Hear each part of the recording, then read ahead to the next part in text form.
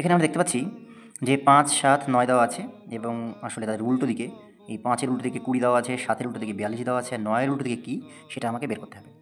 এখন আমি যদি এই অর্ডারটাকে একটু ফলো করি, ৫ থেকে ৭ ২ বেড়েছে, আবার ৭ থেকে ৯ ২ বেড়েছে, মানে ২ করেই বেড়েছে এরা আসলে মানে এই পোর্শনটাতে। এবার তাদের উল্টো দিকে যদি আমরা একইভাবে চিন্তা করি যে ২০ থেকে ৪২ বেড়েছে কত? ২২। তাহলে এটাও ২২ বাড়বে, তাহলে ৪২ আর ২২ হচ্ছে ৬৪। কিন্তু এখানে ৬৪ কিন্তু আসলে কোনো অপশান নেই।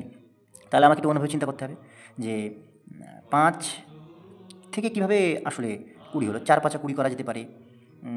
কিন্তু যদি সেইভাবে হয়, একে তো ৪ গুণ করে ৪২ হয়নি, তাই না? সুতরাং এটা কি হতে পারে? এটা এভাবে হতে পারে যে ৫ এর স্কোয়ার আসলে আমি এরকম করি যে ৫ এর স্কোয়ার বিয়োগ ৫, তাহলে কি হয়? ২৫ বিয়োগ ৫ সমান সমান ২০।